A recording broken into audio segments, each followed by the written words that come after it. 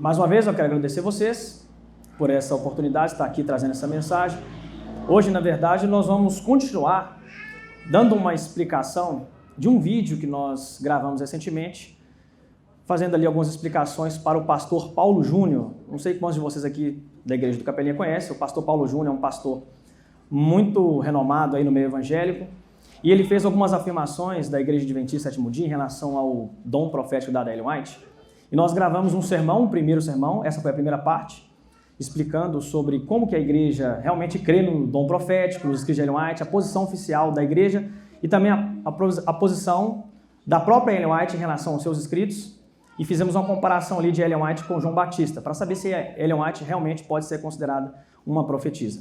Hoje nós vamos dar uma continuação a esse tema, um tema muito importante, é até bom que nós aqui também possamos crescer nesse conhecimento. Bom, por que os nossos irmãos evangélicos têm tanta dificuldade em aceitar o dom profético dado a Ellen White? A mesma dificuldade que os irmãos têm em aceitar a Ellen White como uma verdadeira profetisa, ou o dom profético dado a ela, é a mesma dificuldade que os nossos irmãos judeus têm de aceitar os escritos do Novo Testamento. Porque, veja bem, vamos raciocinar aqui. Quando um cristão, eu falo isso porque eu já tive experiência, tá? Eu tenho conversado com judeus, eu tenho amigos que são judeus. Então, é mais ou menos assim, quando um cristão ele apresenta os escritos do Novo Testamento para um judeu, a maioria deles, eu não digo todos, mas a maioria, eles argumentam o seguinte: não, mas os escritores do Novo Testamento, eles não podem ser considerados verdadeiros porque eles deturpam as escrituras do Antigo Testamento. Aí quando você vai analisar um pouco melhor o que eles estão querendo dizer, eles afirmam o seguinte: bom, o apóstolo Paulo, que vocês acreditam aí, né, ser o apóstolo Paulo, que escreveu várias cartas no Novo Testamento, ele afirma que a lei foi dada por ministério dos anjos, mas não tem nada lá no Antigo Testamento falando que a lei foi dada por ministério dos anjos. Eles afirmam também que Judas, o livro de Judas aí, que nós conhecemos, lá afirma que Enoque, o sétimo depois de Adão, profetizou a vinda do Messias, a vinda de Jesus. Mas não tem nada no Antigo Testamento falando que Enoque profetizou a vinda de Jesus. Essas são algumas nuances que eles nos param, né, para poder debater com a gente, para poder dizer, não, como que a gente vai acreditar nos escritores do Novo Testamento? Porque eles afirmam algumas coisas que não estão no Antigo Testamento. E a mesma coisa, os nossos irmãos evangélicos, eles também fazem essa crítica.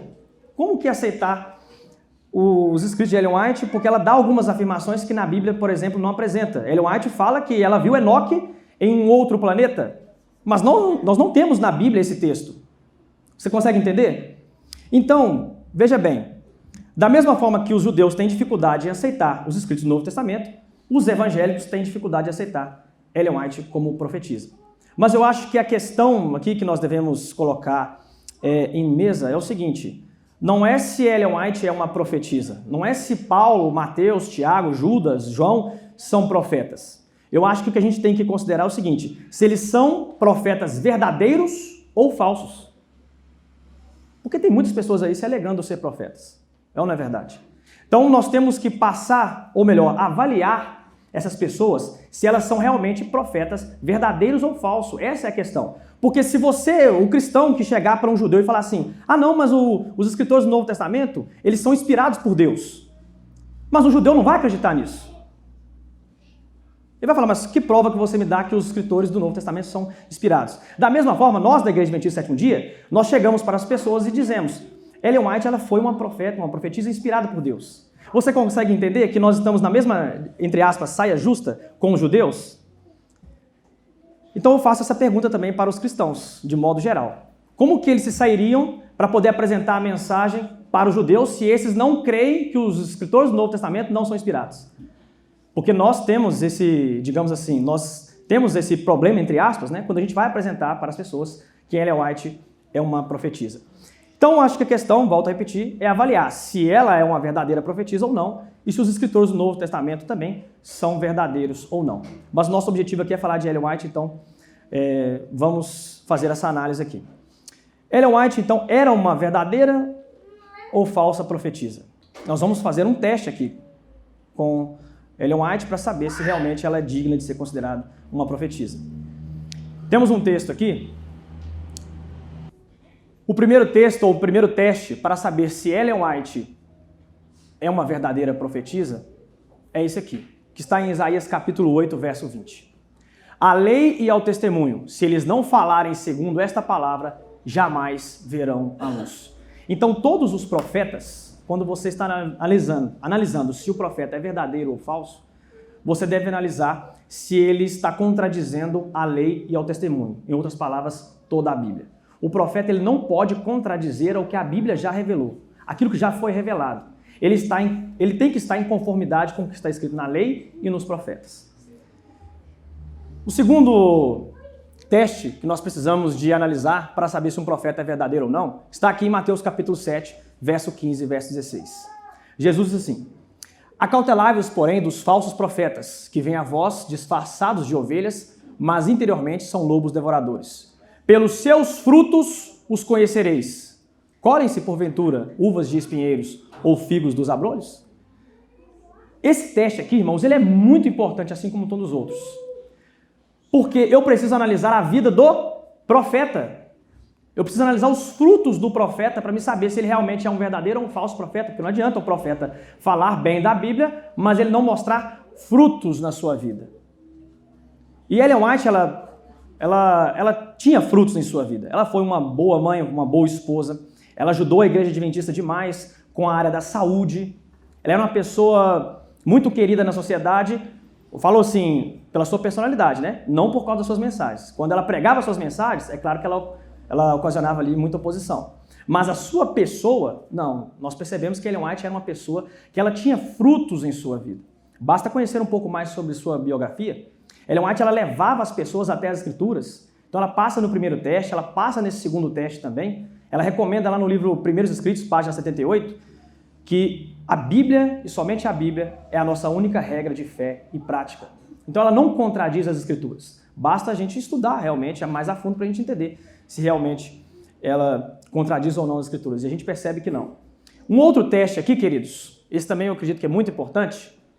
O apóstolo João, ele escreve aqui em 1 João capítulo 4, verso 1 e verso 2.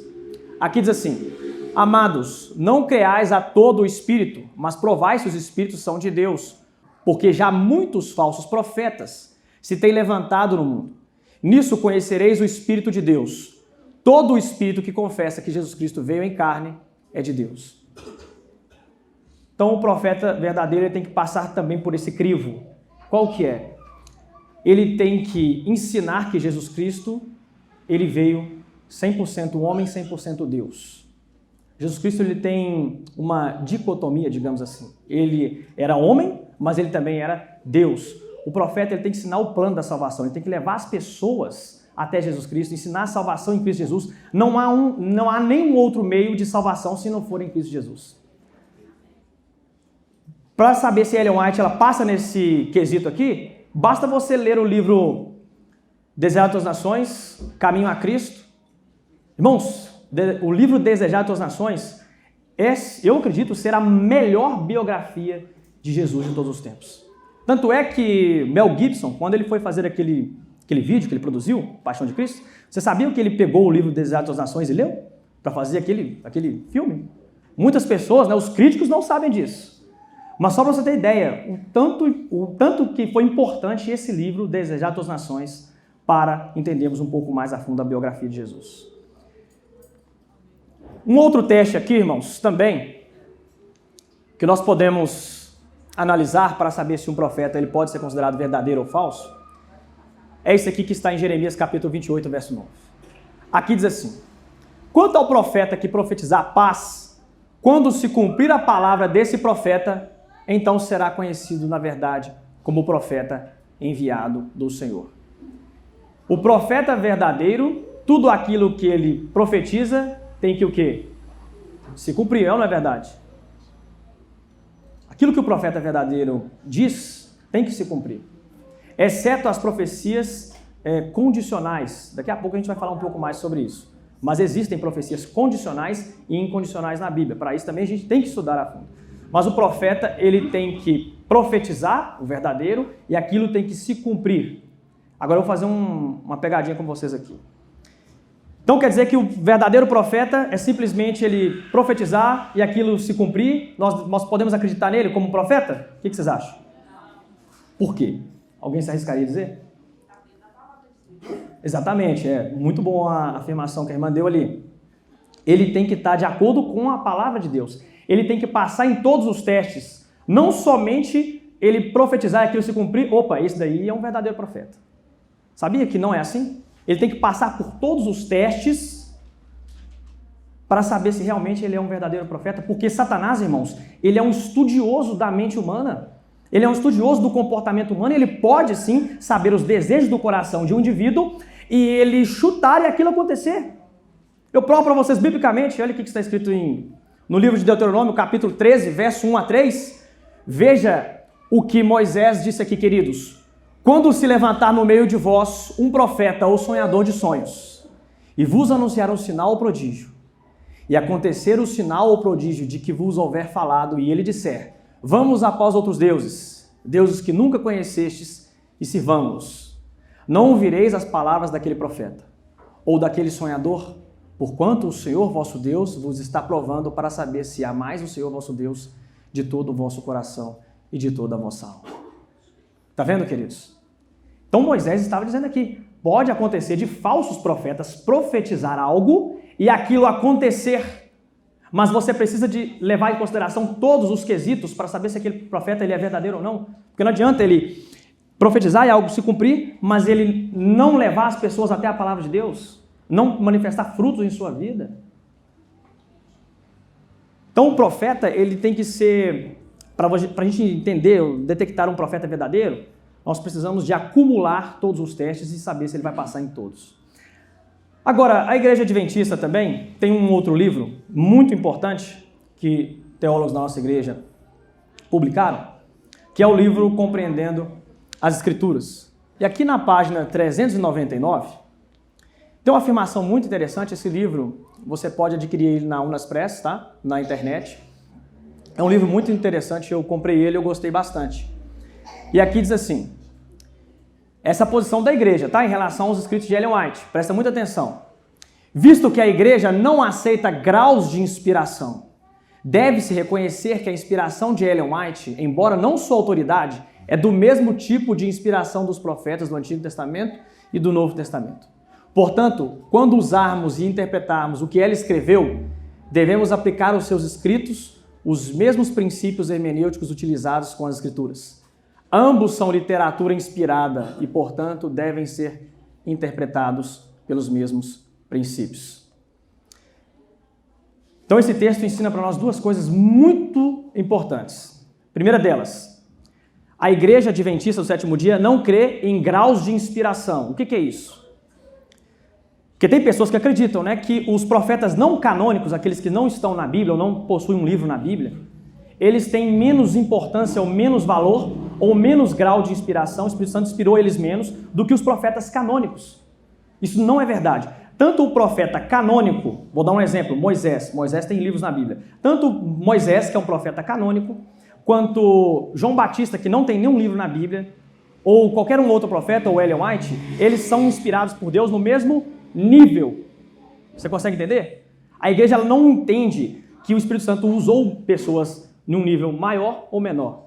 Ah, não, o profeta não canônico, esse aí não é confiável. Por quê? Porque ele não tem livro nas Escrituras. Não é assim que a igreja pensa. A igreja entende que todos os profetas que são inspirados por Deus, eles têm o mesmo grau, o mesmo nível de inspiração.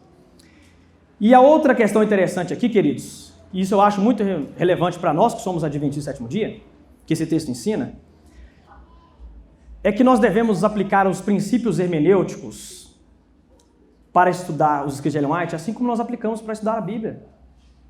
Nós precisamos analisar o contexto, não é isso mesmo? Quando a gente vai interpretar um texto das Escrituras, nós precisamos analisar o contexto, a mentalidade do autor, a cultura da época, o idioma original. Meus irmãos, por que vocês acham que tem 47 mil igrejas cristãs catalogadas no mundo? O último censo, 2017. Porque as pessoas elas não aplicam os princípios hermenêuticos, elas não sabem fazer uma exegese dos textos. Por isso que em todas as esquinas hoje, queridos, nós percebemos e encontramos igrejas ensinando coisas diferentes umas das outras e todas acreditam estar com a verdade. Essa confusão religiosa Por um lado, isso até foi bom, porque eu, antes de conhecer a mensagem, eu ficava pensando, poxa, mas se Deus é um só, se a Bíblia é uma só, por que existem tantas igrejas diferentes? Se todas as pessoas perguntassem isso para Deus como eu perguntei, talvez estariam aqui hoje. Mas tem que abrir o coração também, né? Não adianta você chegar com o coração fechado e não querer receber mensagens adicionais. Então me fiz essa pergunta, irmãos, e Deus me respondeu. Fiz uma oração a Deus dentro de uma semana. Eu conheci o programa Na Mira Verdade da TV há um tempo. Estou aqui hoje, quase 7 anos de igreja. Então Deus me mostrou a verdade, a mensagem verdadeira, não desfazendo nossos irmãos católicos, evangélicos lá de fora, ou espíritas, etc. Mas nós devemos aplicar, irmãos, para estudar os escritos de Ellen White, nós devemos aplicar os mesmos princípios hermenêuticos que nós aplicamos para estudar a Bíblia. Sabe por quê? Teve um irmão que chegou para mim, isso aqui é muito interessante, veja bem. Um irmão chegou para mim, ancião da nossa igreja, né?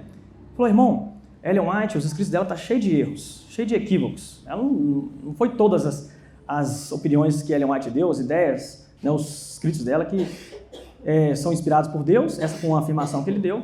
E ele também falou que a Ellen White está cheio de erros e equívocos em seus escritos. Aí eu falei assim, ô irmão, tudo bem, mas o que Ellen White escreveu então que você encontrou de erro? Perguntei para ele. Sabe o que ele falou para mim, irmãos? Ellen White falou que andar de bicicleta é pecado. Eu sei que a maioria das pessoas estão rindo aí agora, né? Ele falou isso para mim. Aí eu fui conversando com ele, né? Falei, irmão, tá, tudo bem. Você já estudou por que Ellen White mencionou na sua época que andar de bicicleta naquele momento estava sendo um pecado? Sabe por quê, irmãos? Porque a bicicleta naquela época, nós estamos falando do século XIX, nós estamos no século XXI. Quase mais de 150 anos atrás. Naquela época, não existia automóvel, carro igual hoje. O que existia naquela época? Bicicletas. Aquilo era muito caro, queridos. Os irmãos da igreja adventista estavam investindo um dinheiro caro, era como se fosse uma Ferrari nos nossos dias. Um dinheiro muito pesado em bicicletas, ao invés de empregar seus dinheiros na verdade presente, para poder propagar o evangelho. Por isso nós temos que entender o contexto da época, a mentalidade do autor. Ellen White falou realmente na sua época que andar de bicicleta naquele momento estava sendo um pecado, que os irmãos estavam desviando a mente da verdade presente, investindo em coisas terrenas. Está vendo o contexto? Se Ellen White estivesse aqui hoje, no nosso meio aqui, ela iria condenar o uso da bicicleta? Claro que não.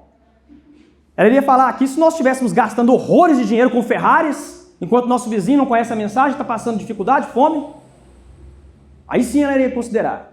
Você está vendo? Você percebe? Nós precisamos estudar a época do autor. Isso na história se chama anacronismo. Você cometeu um pecado. Para nós historiadores, isso é um pecado, digamos assim, é um pecado atemporal, né?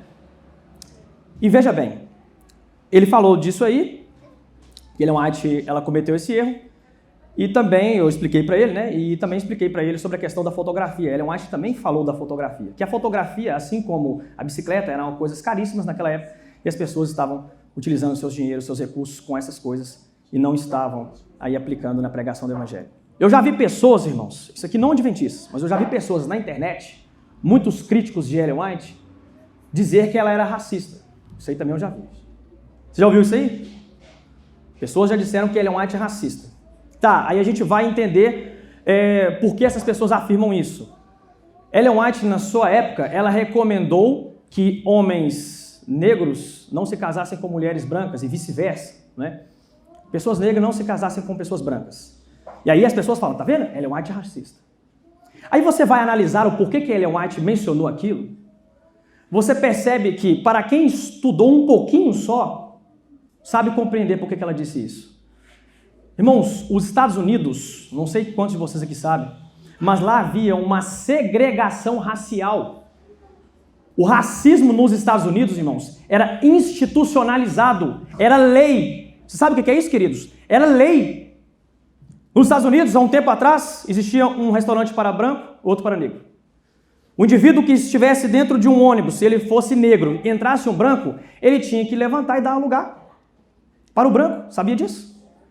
Tinham bebedouros para brancos e para negros, escolas para brancos e para negros. Agora eu te falo, como que um casal ia ser feliz, um homem branco e uma mulher negra e vice-versa, se eles casassem? Como que eles iriam almoçar num restaurante? Como que eles iriam pegar um ônibus?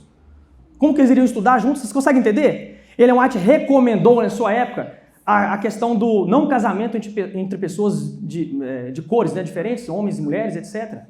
Mas era por esse motivo, as pessoas não seriam felizes e os filhos seriam mulatos, seriam ali desprezados pela sociedade. Vocês conseguem entender? Nós precisamos de analisar o tempo do profeta. Não é o meu tempo, isso é anacronismo, pecado histórico. Exatamente. Então você consegue entender? As pessoas elas não estudam os escritos de Ellen White e afirmam essas asneiras, né, digamos assim. Até no ano de 1964, queridos, o racismo nos Estados Unidos era institucionalizado, era lei.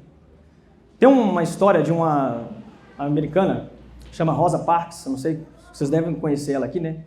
Martin Luther King, vocês conhecem, né? Ele batalhou por lutar pelos direitos dos negros lá nos Estados Unidos, Martin Luther King. Rosa Parks também.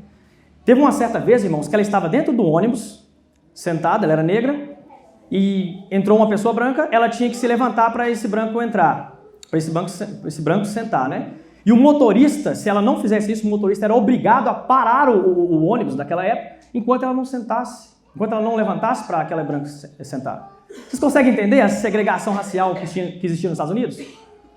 Até o ano de 1964, nós estamos falando, historicamente falando, isso é ontem.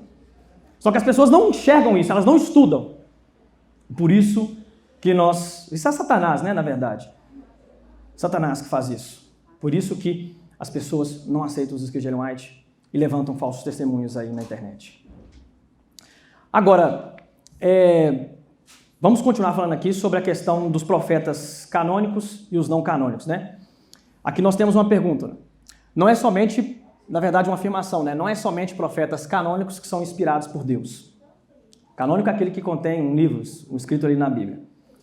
Os profetas não canônicos também são inspirados por Deus. Eu separei aqui, irmãos, uma lista. Coloquei aqui também as referências. Olha só que coisa interessante. Vocês vão perceber aqui. Não são apenas os 40 autores da Bíblia que foram considerados profetas. A própria Bíblia descreve muitos outros que não escreveram uma linha sequer das Escrituras Sagradas, mas que trouxeram mensagens inspiradas por Deus ao mundo.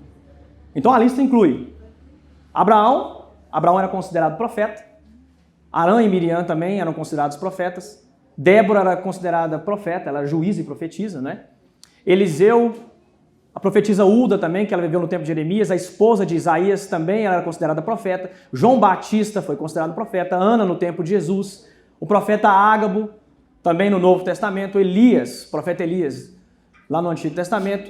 Temos Enoque também, Judas ali menciona que Enoque era um profeta. E também a Bíblia apresenta Noé como um profeta. Então, toda essa lista que você está percebendo são pessoas que não possuem livros escritos na Bíblia, tá ok? Não compõem o cânon bíblico.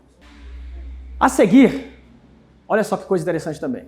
A Bíblia ela apresenta profetas que nem mesmo tiveram seus nomes mencionados, queridos. Aqueles lá que nós acabamos de apresentar para vocês tiveram seus nomes mencionados, né? João Batista, Noé, etc., Elias. Mas tem profetas na Bíblia que nem seus nomes foram mencionados. Por exemplo, os 70 anciãos que estavam com Moisés, lá em Números capítulo 11, verso 24, verso 25. O grupo que se uniu com Saul após ele tornar-se rei. Você percebe que quando Saul tornou-se rei ali, ele se uniu a um grupo de profetas, não é verdade? Exatamente.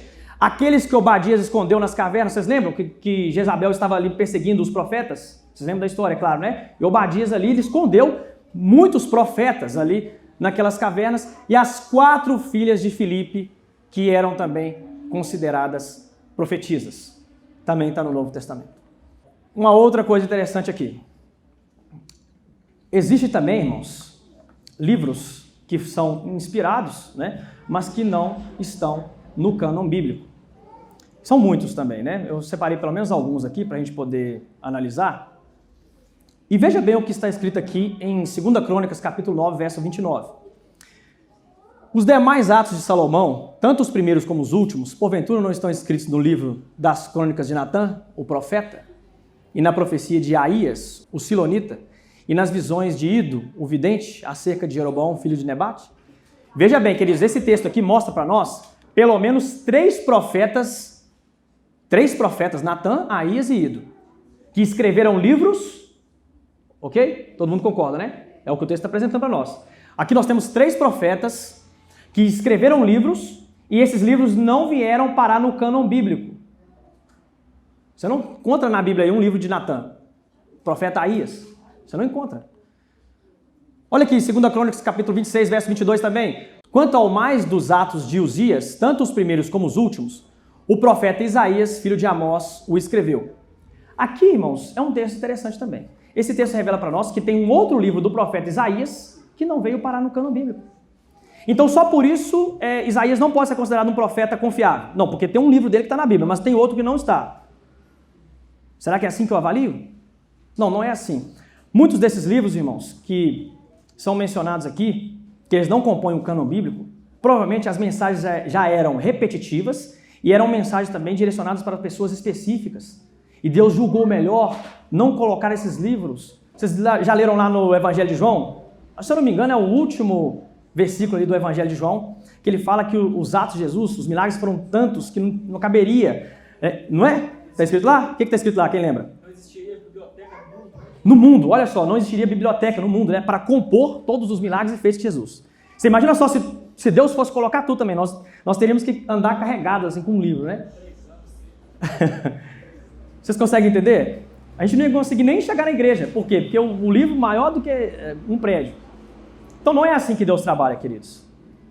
Temos outro texto também, 2 Crônicas, capítulo 12, verso 15. Os atos, pois, de Roboão, assim como os primeiros como os últimos, porventura não estão escritos nos livros de Semaías, o profeta, e de Ido, o vidente, na relação das genealogias. Então nós temos aqui um outro livro de um outro profeta também, que não está no cânon bíblico, Semaías. Bom, agora nós podemos entrar em um outro questionamento aqui muito interessante também, para nós crescermos no conhecimento bíblico.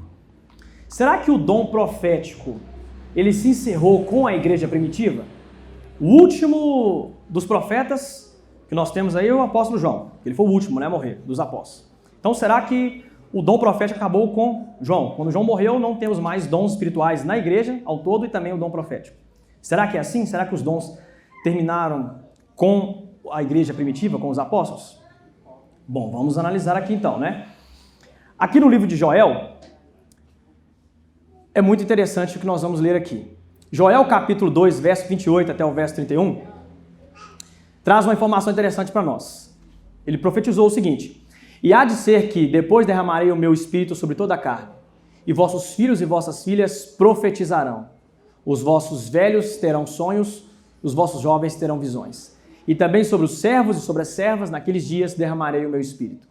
E mostrarei prodígios no céu e na terra, sangue e fogo e coluna de fumaça. O sol se converterá em trevas e a lua em sangue, antes que venha o grande e terrível dia do Senhor. Primeiro, esse texto aqui, queridos, eu sei que algumas pessoas vão questionar, né? Que vão acompanhar a gente pela internet. Ah, irmão, mas esse texto aí está falando lá do tempo dos apóstolos, né? Porque Pedro citou esse texto aqui. Mas existem profecias na Bíblia que são de dupla aplicação. Você sabe que na Palestina antiga tinham 2 chuvas, né? A chuva serôdia e a temporã. Eram 2 chuvas ali. A temporã e a serôdia. Então, a função do Espírito, o ministério do Espírito Santo, seriam representados por essas 2 chuvas. Aquilo que estava acontecendo, ali era a primeira parte da profecia que estava se cumprindo nos apóstolos ali no livro de Atos. A segunda parte da profecia, o derramamento da chuva serôdia, que o Espírito Santo vai dar agora, é para a igreja dos últimos dias, antes da volta de Jesus. E ali, Joel está dizendo que servos e servas, filhos e filhas profetizariam. Então esse dom não acaba com a igreja dos apóstolos. Vocês conseguem entender? Isso não existe. E detalhe, tá, queridos? Tem indivíduos que acreditam que mulheres não podem pegar cargo na igreja, mulheres não podem ter dons. Já vi isso, tá? Tem igrejas aí, irmãos, que mulher não pode subir no púlpito para pregar, não, sabia? Sabe por quê? Porque as pessoas pegam um texto isolado do apóstolo Paulo, lá em 1 Coríntios capítulo 4, né? Porque o apóstolo Paulo fala ali que as mulheres devem permanecer caladas nas igrejas, né? Eles pegam esse texto e falam, tá vendo, irmão? Mulher não pode ter cargo na igreja. Hoje já tem até amanhecendo já. Pois é, exatamente, as coisas estão evoluindo, né? Mas veja bem, vamos analisar isso aqui então, queridos. Porque o Joel está falando que o dom profético seria dado para a igreja nos últimos dias, inclusive sobre as mulheres. Agora, por que o apóstolo Paulo falou que as mulheres deveriam permanecer caladas na igreja? Aonde ele estava pregando naquele momento? Qual que era a igreja? Corinto, né? Corinto era uma polis, era uma igreja, era uma cidade que estava em qual local? Grécia. Opa, então nós já temos aí muitas informações interessantes. Como que era a cultura grega da antiguidade? Irmãos, somente, olha, presta atenção aqui. Lá em Atenas, na Grécia, vou pegar um exemplo aqui de uma polis grega. Lá em Atenas, na Grécia, somente homens atenienses de maiores poderiam ir para as praças, chamado ágora, né, para debater leis. Foi ali que ele iniciou o conceito de democracia. Claro que não era uma democracia tão democrática, digamos assim, né, porque eram só homens atenienses de maiores que poderiam debater leis. As mulheres não poderiam debater lei. Mulher não podia, irmãos. Nas praças ali, falar sobre lei. Você consegue entender? Culturalmente falando, naquela época, as mulheres eram... Hoje, nos nossos dias, ainda tem isso. Mas imagina naquela época, as mulheres elas não tinham o mesmo valor, socialmente falando, igual os homens naquele momento. Nós estamos falando, irmãos, de 2000 anos atrás. Nós estamos falando da cultura grega. Olha só, escravos, mulheres, estrangeiros, gentios, homens de menores, aí tinha que ser filho de pai e mãe ateniense. Se fosse filho só de pai ateniense e a mãe não, também não podia ir para a praça debater lei. Olha como que era rigoroso, queridos. Mulher não podia debater lei. Irmãos, olha só, no Brasil, as mulheres conquistaram o direito de votar no ano de 1932 com o governo de Getúlio Vargas. Ontem, historicamente falando, a França, que a gente acha que é tão evoluído, né? País muito rico, poderoso, de fato é. A mulher conseguiu o direito de votar lá, sabe que ano? 1944. A Suíça, na década de 70 agora. Então a mulher não tinha nem direito de votar, queridos. Nós estamos falando aqui agora de uma cultura de mais de 2000 anos atrás. Aí o indivíduo pega o texto fora do contexto para poder dar uma interpretação, queridos. Aí não tem como. Aí não dá. Mas será que mulher pode pregar na igreja, ter cargo na igreja? Claro que pode. Será que essas pessoas não conhecem? Débora era juíza e profetisa. Juíza, irmãos, ela tinha um cargo maior na nação judaica naquele tempo, ela era juíza. Os homens de Israel vinham até Débora para serem julgados por ela, queridos. Qual que é o problema? Será que Paulo, quando ele falou aquilo, ele não conhecia as filhas de Filipe? As 4 filhas de Filipe profetizavam? Ou tem como profetizar de boca calada? Será que as filhas de Filipe não conversavam? Será que elas profetizavam elas eram mudas? Eu não acredito. Será que Paulo não tinha esse conhecimento? Então, queridos, por isso que existem hoje 47, mais, né? Porque catalogadas tem 47 mil igrejas cristãs. Porque as pessoas não estudam a Bíblia. É a mesma coisa que as pessoas fazem com os escritos de Ellen White. Tiram texto fora de contexto, não estudam dentro do contexto, não fazem análise exegética. Os princípios hermenêuticos ali, elas não aplicam. E aí dizem que a igreja adventista é uma seita. Não, a igreja adventista é uma seita. Sabe por quê? Porque a igreja adventista crê que Ellen White é uma profetisa. Não é? Se eu for analisar isso então, queridos, se a igreja adventista é uma seita porque ela crê que Ellen White é uma profetisa, primeiro porque ela é mulher. Eles acreditam que mulher não pode ter cargo na igreja, não pode, né, participar. E segundo, porque nós cremos que Ellen White, os escritos dela foram inspirados por Deus. Então as pessoas chamam a igreja adventista de seita por esse motivo. Se eu for levar em consideração, usando o mesmo critério, então a Igreja Assembleia de Deus é a maior seita que eu conheço. Deus é amor. Me perdoe, irmãos, eu não gosto de mencionar nome de igreja, mas é necessário para o sermão que nós estamos apresentando aqui. Maranata, Deus é amor. Essas igrejas, irmãos, a maioria das igrejas pentecostais aí, tem um profeta em cada congregação, é ou não é verdade? Quem já foi aqui, pentecostal aqui? Alguém já foi aqui, né? Cada congregação da igreja tem um profeta lá profetizando. Irmão, Deus me revelou aqui que não casa com essa pessoa aí não, porque Deus me revelou que essa aí não é para você. Não, Deus está me revelando aqui que tem uma pessoa aqui que vai ter a causa da justiça resolvida ainda nesse mês. A profetada, né, digamos assim. Cada igreja aí tem um profeta. Nós temos um profeta, que é Ellen White. Essas igrejas têm um profeta em cada igreja, em cada congregação, e elas não são consideradas seitas. Muito mais de um, né, igual o irmão falou aqui. Eu participei de uma igreja com a minha esposa, lá tinha 6, 7 profetas, todo mundo profetizando. E as igrejas não são consideradas seitas, meus irmãos, isso que eu não consigo entender. Os mesmos critérios, você percebe que Satanás que está por trás de tudo isso, porque os mesmos critérios não são aplicados para poder serem apontados com as outras igrejas. Bom, então vamos para uma outra parte aqui da nossa mensagem, tá? Muito importante também. Os críticos atacam Ellen White por ela ter profecias que não se cumpriram. E aqui nós vamos falar da questão de profecias condicionais e incondicionais, tá? Veja bem aqui. Ellen White, ela profetizou uma coisa interessante aqui no seu tempo, que está escrito no livro Testemunhos para a Igreja, volume 1, página 131. Foi-me mostrado o grupo presente à Assembleia. Disse o anjo: alguns servirão de alimento para os vermes, alguns estarão sujeitos às 7 últimas pragas, outros estarão vivos e permanecerão sobre a terra para serem transladados na vinda de Jesus. Ela estava numa conferência ali, numa assembleia com a igreja, em conferência geral, e ela falou: muitos que estão aqui, imagina ela no meu lugar aqui agora falando isso, muitos que estão aqui vão receber as 7 últimas pragas. Muitos aqui vão ser livrados, mas muitos vão receber as 7 últimas pragas. Ou seja, 7 últimas pragas, isso aí é um acontecimento, né, ali praticamente junto com a volta de Jesus. Isso aconteceu, queridos, no tempo dela? Não. Então Ellen White é uma falsa profetisa? Exatamente, ainda não chegou o tempo, sabe por quê? Os mileritas, eles rejeitaram a mensagem do terceiro anjo.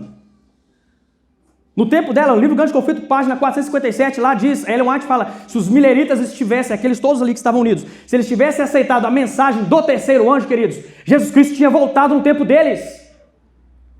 Livro Mensagens Colhidas, volume 1, página 234, 235, Ellen White diz que na Assembleia de Minneapolis, agora no ano de 1878, se aquelas pessoas que estavam presentes ali na Assembleia de Minneapolis, é isso aqui que ela está falando, era o tempo dela, se as pessoas recebessem a mensagem do terceiro anjo, sabe o que teria acontecido? Jesus Cristo teria voltado há muito tempo. O problema é com a mensagem do terceiro anjo. Satanás odeia a mensagem do terceiro anjo, principalmente, porque ela aponta um sistema falso de religião aí fora. E ela diz que as pessoas que adorarem esse sistema vão receber as 7 últimas pragas. As pessoas rejeitaram a mensagem no tempo dela. E por isso não se cumpriu a mensagem. Por isso que a promessa da volta de Jesus não aconteceu, não se concluiu no tempo dela. Se Ellen White é uma falsa profetisa porque isso aqui não se cumpriu no tempo dela, rasga o livro de Jonas aí na sua Bíblia. E o livro de Isaías e muitos outros livros aí. Pode rasgar aí agora, irmãos, na minha frente aqui. Sabe por quê? Olha aqui. Livro de Jonas, capítulo 3, verso 1 a 4. Veja o que diz o texto. E veio a palavra do Senhor segunda vez a Jonas, dizendo: levanta-te e vai à grande cidade de Nínive, e prega contra ela a mensagem que eu te digo. E levantou-se Jonas e foi a Nínive, segundo a palavra do Senhor. Ora, Nínive era uma cidade muito grande, de 3 dias de caminho. E começou Jonas a entrar pela cidade, caminho de um dia, e pregava, dizendo: ainda 40 dias e Nínive será subvertida. E aí eu quero perguntar para vocês, queridos, a cidade de Nínive foi destruída no tempo de Jonas? Não. Então Jonas é um falso profeta. Está vendo? Se a gente analisar nos mesmos critérios, Jonas é um falso profeta. Irmãos, todas as profecias de Isaías, você sabe que elas foram profetizadas para o povo judeu? Só que eles rejeitaram a mensagem. Eles não aceitaram o Messias ali naquele momento. Então vamos rasgar o livro de Isaías, Jonas e muitos outros livros da Bíblia. Está vendo que os mesmos critérios não são levados em consideração quando a gente analisa o dom profético da Ellen White? Isso é o Satanás, isso é o diabo, irmãos, que está infiltrado no meio dessas igrejas, desse povo. Então vamos falar agora de profecias cumpridas de Ellen White. Vamos passar aqui rapidamente. Né? O que Ellen White falou? Ah tá, detalhe. Então aquilo ali é uma profecia condicional. Jonas pregou, o povo se converteu, é uma profecia condicional, né? Depende da condição, da resposta humana. Profecias incondicionais são aquelas que vão se concluir querendo você ou não. Que é a volta de Jesus, né? Se a gente quiser ou não aqui, irmãos, Jesus vai voltar. Essa é uma profecia incondicional, né? Então vamos para as profecias cumpridas de Ellen White. Veja bem, antes de mostrar essa imagem aqui, eu queria recomendar para os críticos da internet esse livro aqui. Você adquire ele na Casa Publicadora Brasileira, na CPB, que é um livro chamado Profecias Surpreendentes. Aqui, irmãos, nós temos pelo menos 8 profecias surpreendentes de um autor aqui, né, que está escrevendo esse livro sobre Ellen White, e ele aponta aqui pelo menos 8 profecias surpreendentes que Ellen White profetizou no seu tempo, que já se cumpriram ou estão se cumprindo. Uma delas é a Guerra de Secessão Americana, né? Essa guerra ela ocorreu, se não me engano, foi no ano de 1861, isso mesmo, e ela perdurou até o ano de 1865. Então, essa guerra, queridos, ela durou aí praticamente 4 anos. Ela dividiu os Estados Unidos em 2, norte e sul, sabia? E Ellen White ainda falou ainda, olha, tem pessoas aqui nessa igreja, no dia que ela recebeu a revelação, vai perder filhos na guerra, e perderam. Ela profetizou essa guerra, queridos, foi uma das maiores guerras que os Estados Unidos presenciou até hoje. Aí, se cumpriu, no tempo dela. Ela profetizou a ascensão do papado, queridos. Quando Ellen White mencionou que o papado um dia restauraria o seu poder, aquele poder que tinha na Idade Média, as pessoas, muitas delas duvidaram, não será que isso vai acontecer? Era proibido um papa entrar nos Estados Unidos. Sabia disso? Os Estados Unidos ainda é, pelo menos nos princípios, né, da Constituição, dizem que é um país protestante. Ellen White falou do ecumenismo aqui, das igrejas, e olha só essa reportagem aqui, queridos. Papa Francisco recebe grupo de pastores pentecostais no Vaticano e ora por união da igreja. Isso aconteceu agora, em 2015, irmãos. Ela falou que isso aqui ainda ia acontecer, evangélicos e católicos unidos, juntos, está aqui no livro. Por que os críticos não compram? Preguiça de ler? Essa reportagem aqui, irmãos, do estado de Minas, não sei quantos vocês acompanharam, acredito que muitos, né? Histórico no Congresso dos Estados Unidos. Irmãos, essa foi a primeira vez na história que um papa discursou no local. O pontífice pediu vigilância global contra o fundamentalismo de todos os tipos e falou sobre a crise migratória. Irmãos, o Papa Francisco, ele discursou no Congresso norte-americano no ano de 2015. Os papas, até um certo tempo, eram proibidos de pisar em solo americano. Aqui, o Papa Francisco discursou lá. Ellen White disse, isso vai acontecer. Claro que ainda não concretizou 100%, né? Porque a profecia de Apocalipse 3 ainda não se cumpriu. O Papa Francisco, irmãos, ele está fazendo uma revolução tão grande que essa notícia aqui, ó, Papa Francisco vira herói da guerra contra as mudanças climáticas. Ela disse que isso iria acontecer. O líder romano seria a solução para salvar o planeta. Está aqui no livro. Olha aqui, já chamam o Papa Francisco de herói. Não estou falando que ele é o Papa o último Papa, tá? Eu não creio nisso, tá? Não sei qual que vai ser o último Papa. Isso daí, especulação, eu não trabalho com isso, queridos. Eu trabalho com evidências. Revista Time aqui, ó. No G1, Papa Francisco é eleito pessoa do ano pela revista Time. Revista Time, irmãos, para você fazer a capa da revista Time, sabe o que você tem que fazer? Um dos critérios, o quanto você influenciou o mundo naquele ano. O Papa Francisco estava no primeiro ano dele, 2013, quando ele foi eleito. O quanto ele influenciou o mundo, queridos. Ellen White também profetizou, veja bem aqui, Testemunhos Seletos, volume 3, página 115. Foi-me revelado que as cidades encherão de confusão, violência e crime, e que estas coisas aumentarão até o dia do fim da história. Queridos, eu preciso de fazer até uma análise exegética aqui para entender esse texto? Não. Basta eu ligar o jornal aí, ó, quem assiste, e ler. A violência nas cidades estariam tão grandes. A criminalidade, a marginalidade. Aí, ó, ela profetizou no século XIX, está se cumprindo nos nossos dias. Tem um outro texto aqui também, da Serva do Senhor. Algumas pessoas até aplicam isso aqui como sendo a queda das Torres Gêmeas. Sabia disso? Ellen White profetizou que provavelmente, esse texto aqui se aplica à queda das Torres Gêmeas. Porque veja só que interessante, queridos. Uma ocasião, achando-me eu ainda na cidade de Nova York, fui convidada à noite. Ela estava na cidade de Nova York, em visão, tá, queridos? Para contemplar os edifícios que se erguiam, andar sobre andar para o céu. Garantia-se que esses edifícios seriam a prova de fogo e haviam sido erigidos para glorificar seus proprietários e construtores. A cena que em seguida passou perante mim foi um alarme de fogo. Os homens olhavam os altos edifícios supostamente incombustíveis e diziam: estão perfeitos, seguros, mas esses edifícios foram consumidos como se fossem feitos de pés. Os aparelhos contra os incêndios nada podiam fazer para deter a destruição. Os bombeiros não podiam fazer funcionar as máquinas. Então, irmãos, ela viu, veja bem, ela viu altos edifícios na cidade de Nova York caindo. Isso aqui não é por causa da queda das 7 pragas, não, tá? Então, muitos falam, não, provavelmente foi. Ellen White estava profetizando sobre a queda das Torres Gêmeas. Irmãos, nós temos tantas antecipações científicas de Ellen White, né? Eu gostaria de mencionar algumas aqui, por exemplo, essa reportagem aqui, queridos, Covid, né, 19, o mundo emite menos de 1 milhão de toneladas de dióxido de carbono por dia. Ellen White, no seu tempo, ela disse que ficaria difícil as pessoas viverem nos grandes centros urbanos por causa do ar poluído, por causa da degradação do meio ambiente. Aqui, ó, quando veio a pandemia, a quarentena, o que aconteceu? As pessoas pararam de circular nas ruas, carros, indústrias pararam e a qualidade do ar melhorou. Veja, a Ellen White profetizou isso aqui, ficaria difícil circular nas ruas, a emissão de dióxido de carbono, a degradação do meio ambiente. Ela falou no tempo dela. Veja, queridos, a primeira pessoa que falou, que foi a pioneira considerada, foi uma mulher lá norte-americana chamada Rachel Carson. Ela falou isso na década de 1930. Ela foi a primeira pessoa no mundo a falar sobre a alerta sobre as mudanças climáticas. Aí Ellen White já tinha falado no tempo dela. Ficaria difícil, queridos. Por que o mundo melhorou na época da quarentena? Porque as pessoas pararam de andar, circular os carros nas ruas, as indústrias fecharam. E ela mencionou isso. Veja essa outra reportagem aqui, queridos. Do G1, tá? Não é eu que estou dizendo. Reportagem do G1. OMS coloca bacon, linguiça e salsicha na lista de alimentos cancerígenos. Essa reportagem foi no ano de 2015. Irmãos, Ellen White falou nos seus escritos que chegaria um momento que ficaria difícil e inseguro se alimentar de alimentos cárneos. Porque muitos dos cânceres que os seres humanos adquirem são oriundos do alimento cárneo. Ellen White falou isso no tempo dela aqui. E a OMS que publicou isso aqui, queridos, muitas pessoas hoje, elas produzem o câncer ali por causa do alimento cárneo. Os animais estão cada vez mais doentes. Você consegue entender? Ela falou isso aqui no seu tempo.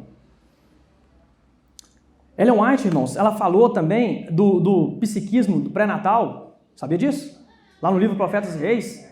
Ela falou que uma mãe, quando ela está grávida, o feto que está ali na barriga dela, já consegue entender, ouvir, reconhece a voz do pai e da mãe. Quando a Ellen White falou isso aqui no tempo dela, queridos, as pessoas zombaram dela. Hoje já tem o psiquismo pré-natal. Pesquisa aí para você ver. Vários especialistas dizem que muitos, inclusive, dos defeitos de caráter, não sei se tem alguma pessoa da área aqui que possa até nos agregar em algum conhecimento, né? Mas muitos dos defeitos de caráter de uma criança é porque a mãe transfere para ela já. Sabia disso? A alimentação da mãe interfere muito. Ela falou que a criança no ventre já consegue entender. Mas hoje a ciência conseguiu descobrir isso. E é verdade. Ellen White falou, irmãos, que no tempo dela, as pessoas deixavam as casas fechadas porque existiam muitas pessoas que morriam de tuberculose, né? E aí, aquilo era uma unanimidade. As pessoas deixavam as casas fechadas. Ellen White falou, não, irmãos. Vamos abrir as portas, as janelas. Vamos deixar o sol entrar para matar os germes. Quando Ellen White falou isso aí no seu tempo, foi ridicularizada. E hoje a ciência comprovou isso. É melhor deixar o ar entrar, o sol, porque mata as bactérias dentro de casa. Você consegue entender? Quando Ellen White profetizou todas as coisas... Quando Ellen White falou sobre educação, o que Ellen White escreveu sobre educação, queridos? Eu só vou encontrar hoje nos escritos de Jean Piaget, por exemplo, de Vygotsky, teóricos aí da educação. Ela escreveu, de uma forma tão maravilhosa sobre a mente humana, no seu tempo. Como que aquela mulher tinha conhecimentos? Ela falou de correntes elétricas, né, de cargas elétricas no cérebro. Ela falou tudo isso no seu tempo. Mas só que as pessoas não acreditam. A ciência hoje está comprovando as afirmações científicas que Ellen White deu no seu tempo. Agora, irmãos, por que Ellen White é tão odiada? Por que a Igreja Adventista do Sétimo Dia é tão odiada? Para a gente ir para a fase final aqui da nossa mensagem. Já que os críticos, né, não creem em seus escritos, fazem muitas acusações falsas. Eu vou falar para vocês aqui um dos objetivos. Por que Satanás odeia tanto Ellen White, o ministério, o dom profético e também a igreja remanescente? Ellen White, nesse texto aqui que eu vou mostrar para vocês, ela teve uma visão, queridos. Presta atenção aqui. Está chegando no final da nossa mensagem, tá? Ela teve uma visão de uma reunião de Satanás com os demônios ali no seu tempo. E eles tinham um plano. Veja bem, queridos. E ela relatou esse plano aqui. Ao se aproximar o povo de Deus dos perigos dos últimos dias, faz Satanás ardorosa consulta com os seus anjos quanto ao plano de maior êxito, no sentido de lhes transtornar a fé. Vê que as igrejas populares já estão sendo embaladas para dormir pelo seu poder enganador. Por meio de agradáveis sofismas e mentirosas maravilhas, pode ele continuar a conservá-los sob o seu domínio. Dirige, portanto, seus anjos para que lancem suas ciladas especialmente para os que aguardam o segundo advento de Cristo e se estão esforçando para observar todos os mandamentos de Deus. Segue o texto, queridos. Assim diz o grande enganador. Veja o que o diabo disse, queridos. Foi Satanás que disse aqui, tá? Devemos vigiar aqueles que estão chamando a atenção do povo para o sábado de Jeová. Eles levarão muitos a ver as exigências da lei de Deus, e a mesma luz que revela o verdadeiro sábado, revela também o ministério de Cristo no santuário celestial. E revela que a última obra para a salvação do homem está agora indo avante. Veja o que Satanás diz, queridos. Conservai nas trevas a mente do povo até que esta obra termine. E teremos conseguido o mundo e a igreja. Testemunhos para ministros e obreiros evangélicos, página 471, 472. Sabe o que Satanás fez, queridos? Ele fez uma reunião com os demônios e falou assim: nós temos que vigiar aqueles que estão chamando a atenção das pessoas em relação ao sábado, ao verdadeiro sábado.